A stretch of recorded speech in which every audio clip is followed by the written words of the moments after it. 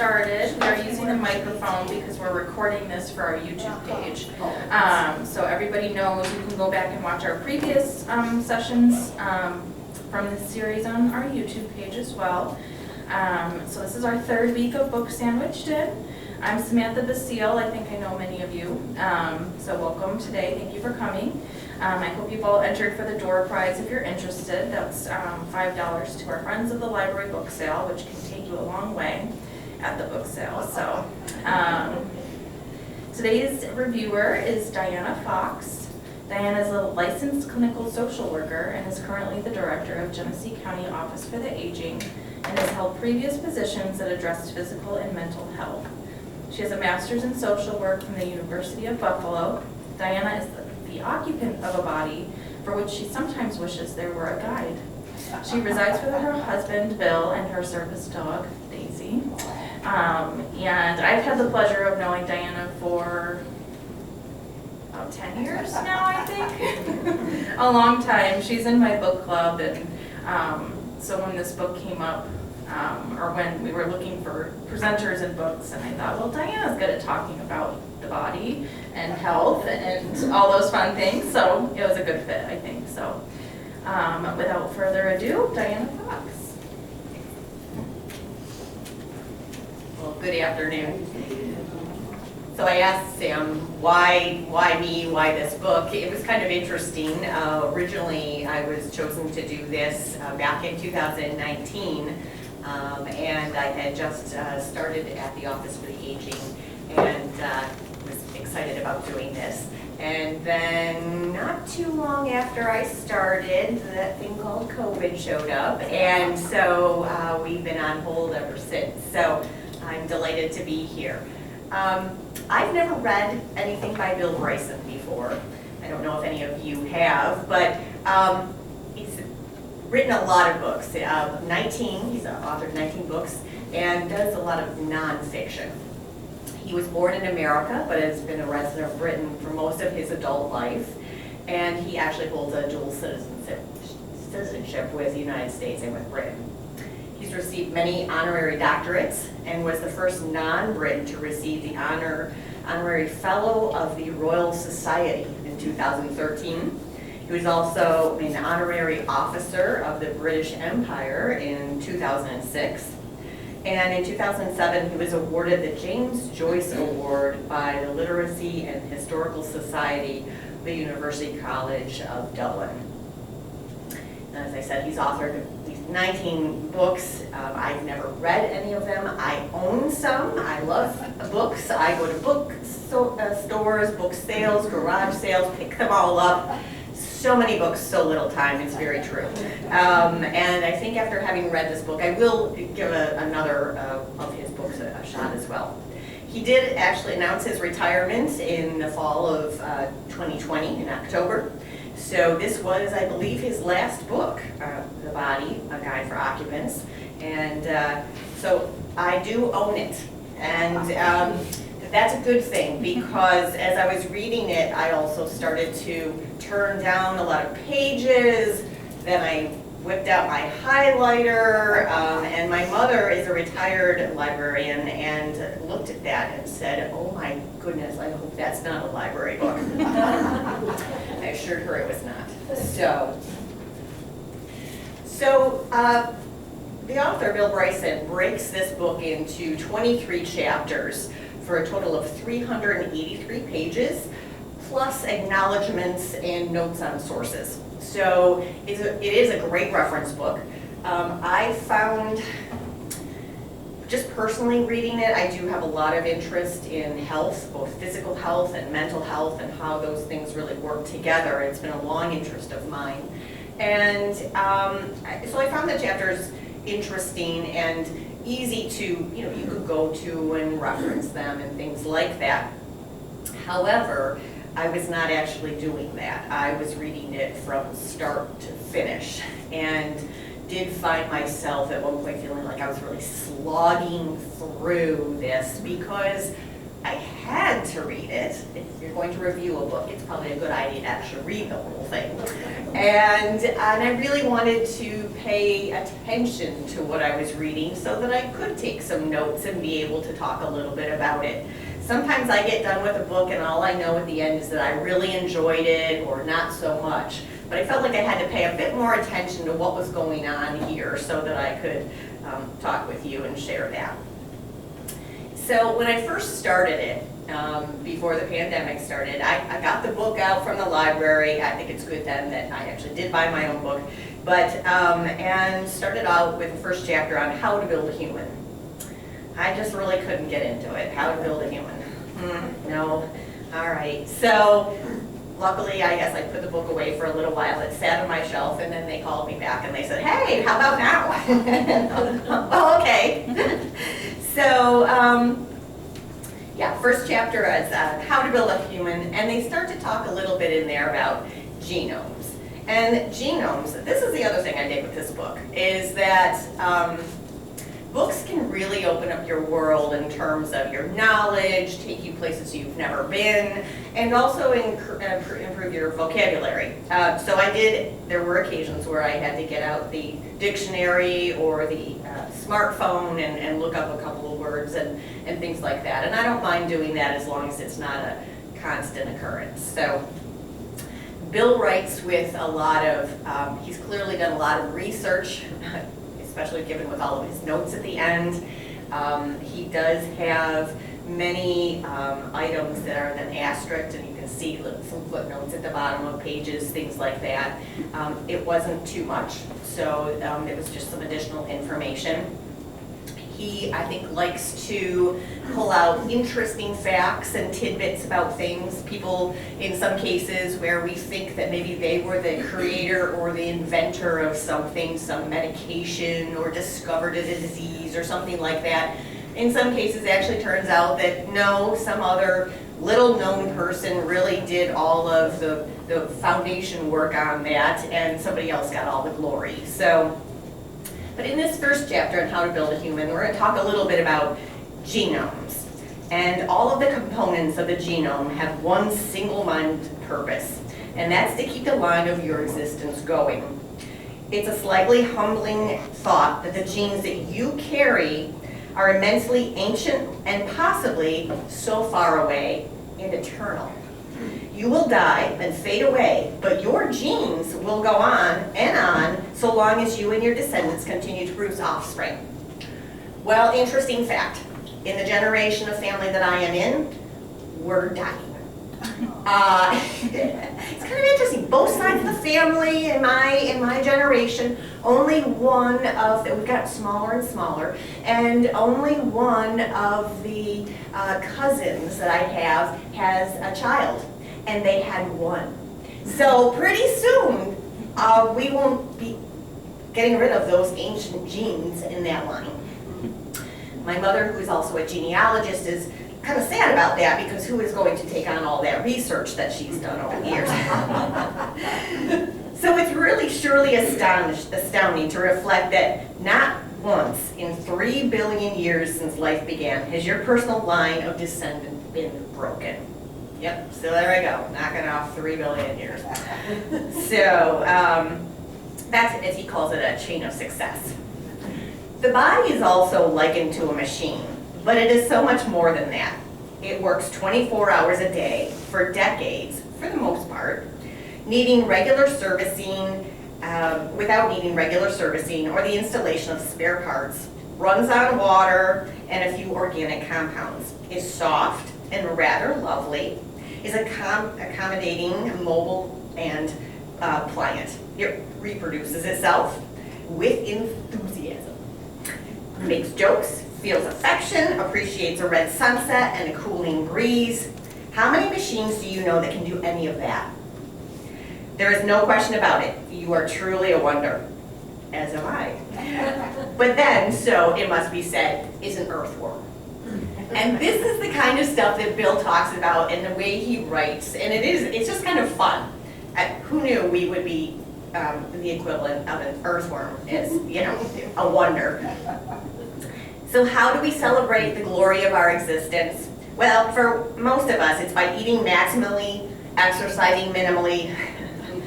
I did go to the doctor recently and he wanted to know how often I was exercising, and I said, well, depends, sometimes more, sometimes less. And then he asked a really great question, which was, what keeps you from exercising more?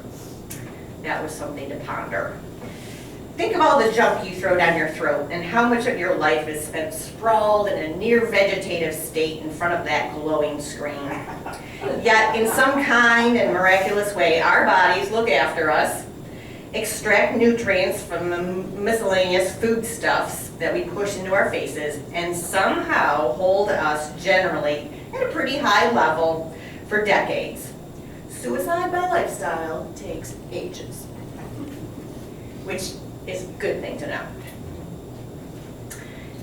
Moving into chapter 2, skin and the outside, skin and hair. This is kind of interesting. Skin is our largest organ and is possibly our most versatile. It keeps our insides in and bad things out. It cushions blows, gives us our sense of touch, bringing us pleasure and warmth and pain, and nearly everything else that makes us vital. It produces melanin to shield us from the sun's rays and repairs itself when we abuse it. It accounts for such beauty as we can muster. It looks after us. Hadn't really thought about the skin as this big organ. It's just this thing that now, as I'm getting older, seems to have more lines and spots and softness to it. And actually, it's a pretty cool thing. So we want to take good care of that. Okay, everybody taking a deep breath. Well, that wasn't just oxygen that you are breathing in. You probably, when you take a deep breath, suppose that you are filling your lungs with rich, life-giving oxygen. Actually, not really. 80% of the air you breathe is nitrogen, and the most abundant element in the atmosphere, and it is vital to our existence, but it doesn't interact well with other elements. It doesn't play well with others, you say. When you take a breath, the nitrogen in the air goes into your lungs and straight back out again, like an absent-minded shopper who has wandered in the wrong aisle. For nitrogen to be useful to us, it must be converted into more sociable form, like ammonia. And it is bacteria that does its job for us. We tend to think about bacteria not being so good. We need bacteria. Without their help, we'd die. And we could never have existed. It's time to say thank you to your microbes. So, microbes. Microbes, they're these things, they live on us. Reading this book has started to sometimes, and there were a few pictures too, and I was kind of like, ooh, I don't know about this. But we like host a lot of things, and we don't even know it, but they're all so important to how we function. Without them, as it says, we would die. We couldn't continue to live. Microbes are really cool because they are like housekeepers. They're ferocious housekeepers, he says. So have sex with your partner and perform an exchange of lots of microbes and organic material. Passionate kissing alone, according to one study, results in the transfer of up to 1 billion bacteria. Romantic and yet not so. And also it transfers a bunch of other things too. But what happens is that the microbes immediately get to work cleaning all that out, putting things back where they belong. And even though you must have had a wonderful time with your sweet baboo, all is back where it's supposed to be in the end, thanks to those microbes. However, occasionally some pathogens sneak through, and that's when you get herpes or a head cold, but that's the exception. For the most part, those microbes are doing a fantastic job. Pat on the back to them. Most of them have nothing to do with us. They just kind of live on us, they just do their own thing, and only a small portion of them make us ill. So, I also found, as I was reading this book, that I really wanted to like wash my hands. Yeah, so in Britain, they operated a research facility called the Common Cold Unit. It's one of those things we haven't, you know, we all get colds, they spread, things like that, but there's no cure. I mean, it's troublesome, it's bothersome. So it closed it in 1989 without ever finding a cure. It did, however, conduct some interesting experiments. In one, a volunteer was fitted with a device that leaked a thin fluid at his nostrils, at which the same rate as a runny nose. And the volunteer then socialized with other volunteers at a cocktail party. Unknown to any of them, the fluid contained a dye visible only under ultraviolet light. And this was switched on after they'd been mingling for a little while. The participants were astounded to discover that the dye was everywhere, on the hands, on the head, on the upper body. Every participant had it on glasses, doorknobs, sofas, chairs, cushions, the bowl of mint, those cookies. You name it. The average adult touches his face 16 times an hour. And each of those touches transfers the pretend pathogens in this experiment from one person to another, and from the nose to the snack bowl to the doorknob. And so really that's how cold germs get spread. It's less actually from the kissing as it is from the touching. So hand sanitizer. Hand sanitizer. And in an office, you can see how that, he talks about that, how you can see how that happens. You know, one person, or you see it in school, you know, one person, you know, one little sniffle, one little, so the thing I really took from this too, and I think we've learned a lot about that from the pandemic, is really, when you're sick, stay home. You start to get sick and start to spread stuff before sometimes you actually feel ill. And at that point, yeah, you walk into one place and you're just like spreading it and sharing it with everybody. So yeah, you stay home when you're sick, you wash your hands a lot, and that was a great lesson. Then along came penicillin. So this is important. By 1941, they were able to basically come up with penicillin. You know, penicillin is really helpful, unless, like me, you're allergic to it and it'll kill you. But, yeah, and too much of a good thing is also bad. So they discovered penicillin, and there was a police officer who tragically was able to demonstrate how well that it worked. He had gotten an eye infection after been gardening in his roses, and it grew and it spread, and he was very close to death. But they were able to come up with a bit of this penicillin, and miraculously, he just started to get better. He was doing great. Unfortunately, supplies quickly ran short, and then he died. Even though they were trying to sift out more of it through his urine to give it back to him. I mentioned that sometimes this book is a little gross, right? So, but the father of penicillin, though, Alexander Fleming, he became famous later on for that. And one of the things, though, with antibiotics is that they're kind of, he described this as a kind of like a hand grenade. It sort of launches. It's not always very specific, and it not only does it take out the bacteria that are making us sick, but sometimes it takes out a lot of good stuff as well. And in 1945, in his Nobel acceptance speech, he warned that microbes could easily evolve resistant to antibiotics if they were carelessly used. And Bill makes a really good point in this. He says that seldom has a noble speech been more prescient. And that was a word I had to look up, which is knowledge of events before they take place. And that's kind of what we're seeing now, certainly, is that when we go to our doctor because we have a little bit of a sniffle or something like that, and we say, hey, we really want a medication to make us better, that we're making some infections that are resistant to actually being able to be treated and cured. And we're getting to the close to this point where on some diseases, penicillin now has no effect at all, and the consequence of which is death for infectious diseases has been climbing, and is back to the level that it was at about 40 years ago. So that's, again, it really, and back to kind of this book, it was sort of like, wow, that's really interesting. That gives me something to really think about. I mean, how often have we had antibiotics and we've had this miracle drug, but you know, you really have to use things judiciously, I think. So then we got into the brain.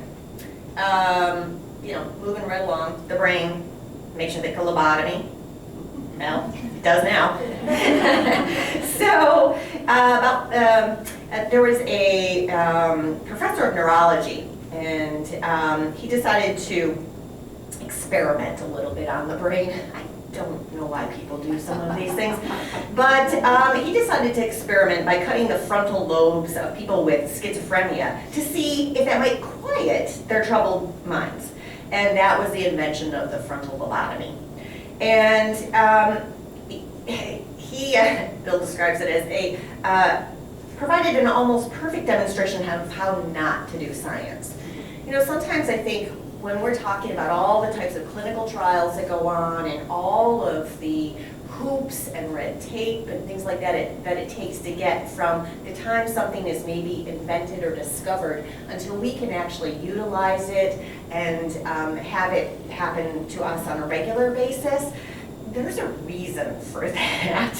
It might be frustrating, but there's a reason for that. So this guy, he undertook operations without having any idea what damage might be done or what the outcomes would be. He conducted no preliminary experiments on animals.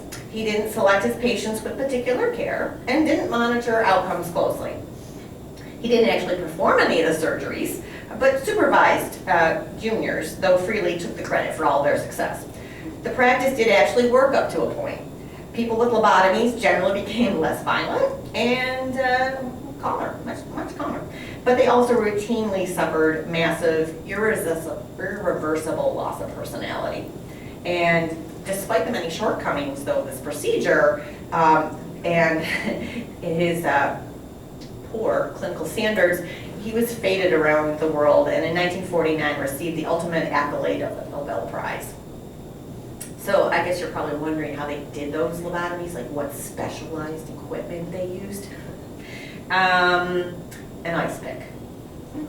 Yeah. So there was another guy, a doctor named Walter Denton Freeman, who heard about this procedure and became really enthusiastic about it.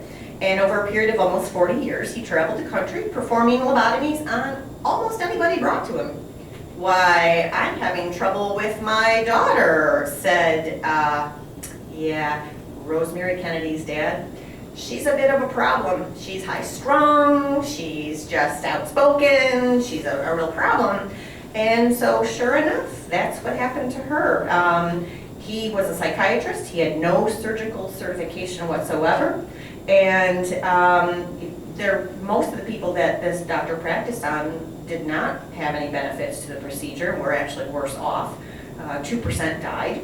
And yeah, so the sister of John Kennedy, in 1941, she was 23, vivacious, attractive, but had strong tendency to have some mood swings. And she also had some learning disabilities, though that didn't seem to have been nearly as severe and disabling as some have been reported. Her father, very exasperated by this willfulness, had her lobotomized by Freeman without consulting his wife. And the lobotomy essentially destroyed Rosemary. She spent the next 64 years in a care home in the Midwest, unable to speak, incontinent, and bereft of personality. Her loving mother did not visit her for 20 years. So again, when we start to think sometimes about, oh boy, is this a real pain, all these hoops we gotta go through, you start to look at something like that, you think, oh, okay, how did we get this procedure? How is it that we like this procedure? What is it really going to do for us? There are pros and cons to everything. So I don't think that that's something that occurs anymore. And if you like pictures, this book does have a few pictures of those kinds of things too.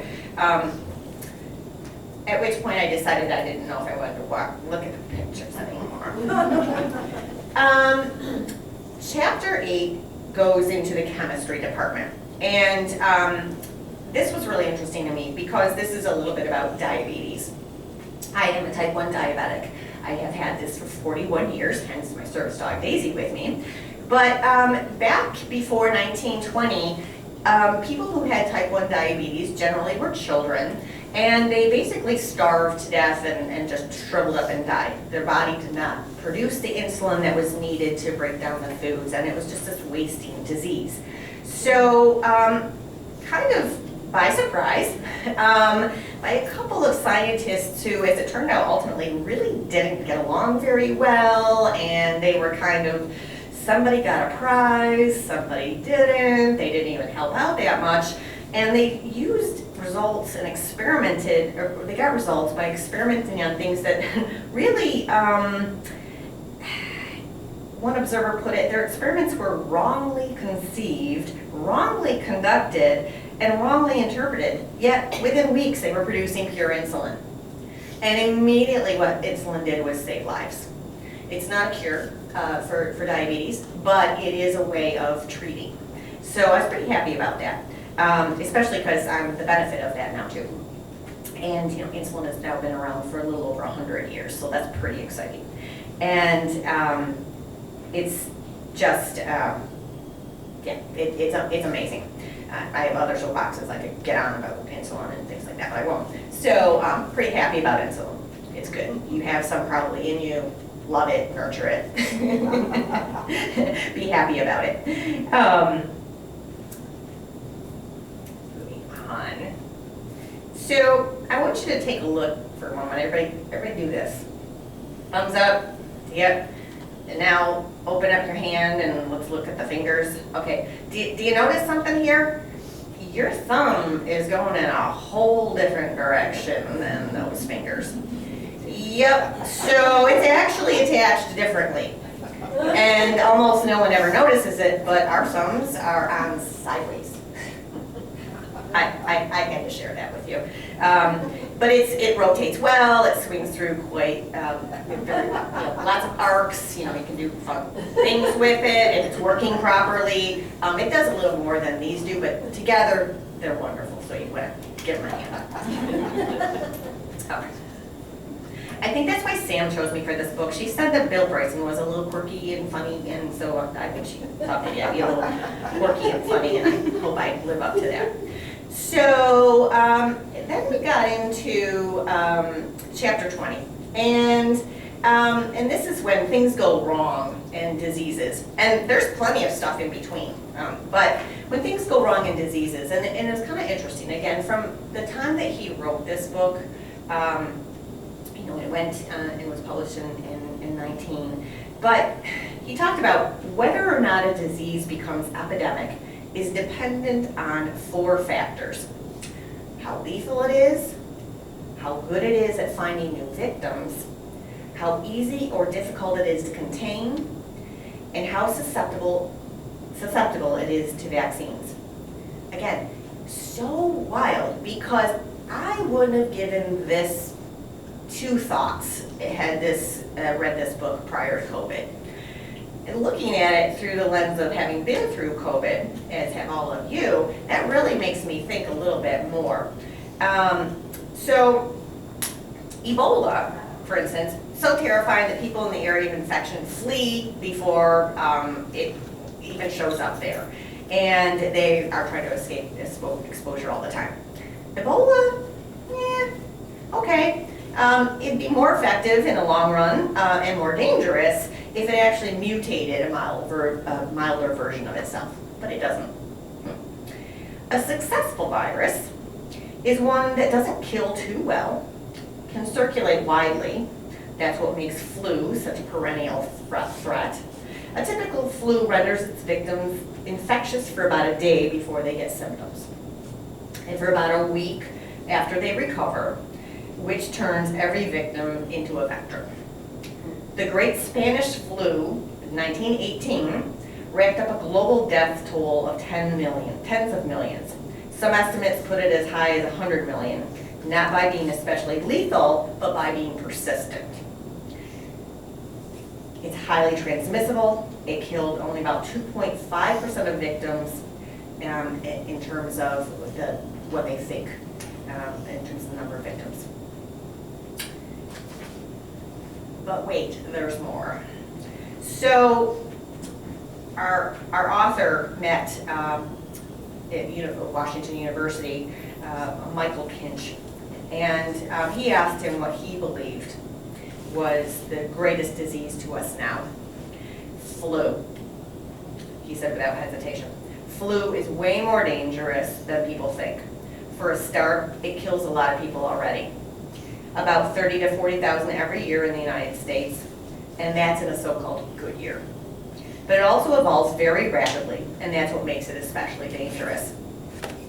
You know, it's kind of interesting because very often we have these annual flu vaccines, and you know, they tinker with it every year and hoping that they're going to be able to target the right one and things like that. So Bill Bryson writes that in the 2017-2018 flu season, to take one recent example, people who have been vaccinated were only 36% less likely to get the flu than those who hadn't been vaccinated. In consequence, it was a bad year for flu in America, with a death toll estimated at 80,000. In the event of a real catastrophic epidemic, one that kills children or young adults in large numbers, say, Kinich believed we wouldn't be able to produce vaccine fast enough to treat everyone, even if the vaccine was effective. I read that and I couldn't believe it.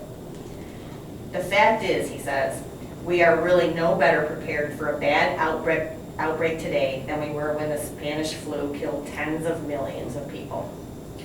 The reason we haven't had another experience like that isn't because we've been especially vigilant, it's because we've been lucky. And I'm going to close with that because I think that just really brought the whole thing around. By the time I got into those later chapters, I was really much more interested in things and who got the credit or what was going on with it. And I was really left with take care of your body. Where else will you live? I mean, I think it's kind of a classic. Help you help yourself when it comes to our bodies and our minds. Stay home when you're sick. Wash your hands. And probably get vaccinated to help protect yourself.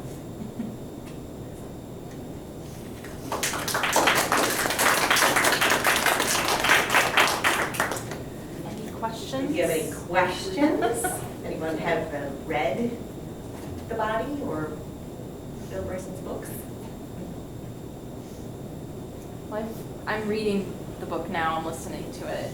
Did you have I know some of the anecdotes were a little darker, and did you have a favorite or a memorable one of the kind of historical context that he gives for each chapter? Well, I just kept thinking over and over about Rosemary Kennedy and the lobotomy. I mean, that was just, I think, yeah, some of those things about, and again, just kind of picking the body's such an amazing thing. There was one situation where somebody had, I don't know if they were in like a tavern fight or something like that, and they had like gotten shot right through, all the way through their body. And it really didn't kill them. And so they actually got to watch this person, I think it was part of their digestive system. They utilized this guy for years afterwards to kind of watch how the digestive system processed. So those were a few of the things that stuck out in my mind, and I was really, really glad that I wasn't around in a tavern having a fight with somebody who, but yeah, I mean, I think he must have had an awful lot of fun doing the research on this too. Any other questions? All right. Has anybody read this book? I'm just kind of curious. Are you going to now? The audio doesn't have any pictures of that. Right.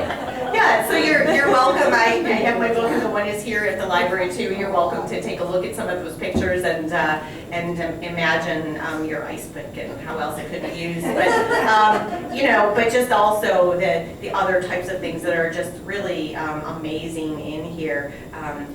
Doctors examining women and never actually looking at them. What are they doing when they're doing those exams? It's like people who are, a nurse in a sanatorium in the 1920s that reads to tuberculosis patients taking fresh air while swaddled in blankets. I mean, they're sitting out in the cold and they're all wrapped up. I don't get it.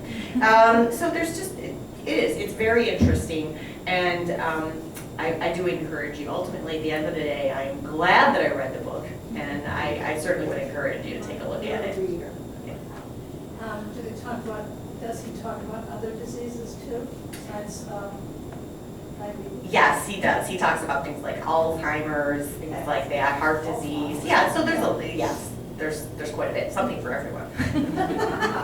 Does it say anything in there, this man that was doing all these lobotomies, does it say anything about food?